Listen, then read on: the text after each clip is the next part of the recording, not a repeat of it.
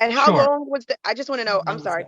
I know it's just a clinical trial, but I would like to know, like, where was the clinical trial? Like, where did they get Sure. these kids from? Because I believe environments play a huge part in health and in illnesses, and how our bodies even respond to a common cold differs on where you actually live. So I just want to know a little bit more about the clinical trial, like where, how long was it, and that type of information.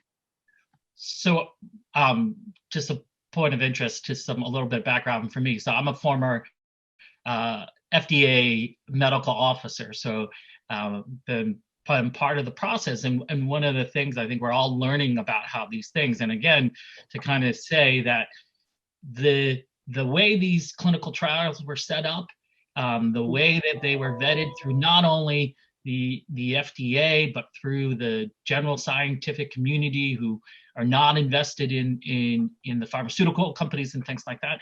There's really a pattern that they all have to follow, regulations that they all have to follow. The trial itself was performed over several months. That we saw, and we saw that Dr. Rattay pointed out that they had 5,000 children, and so the number of uh, patients that they get, the number of children, it's an actual calculated number to make sure that we are looking at enough children that are going to be representative of to make conclusions about safety and efficacy.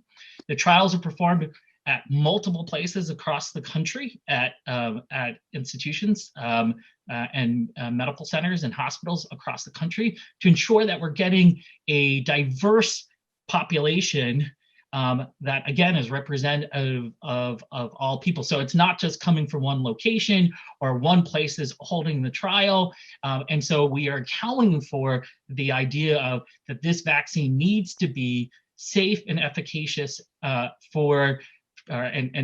for people of all backgrounds and of all places. And that's really how those, and it's a requirement. It's not by choice, it's a requirement of how these things happen.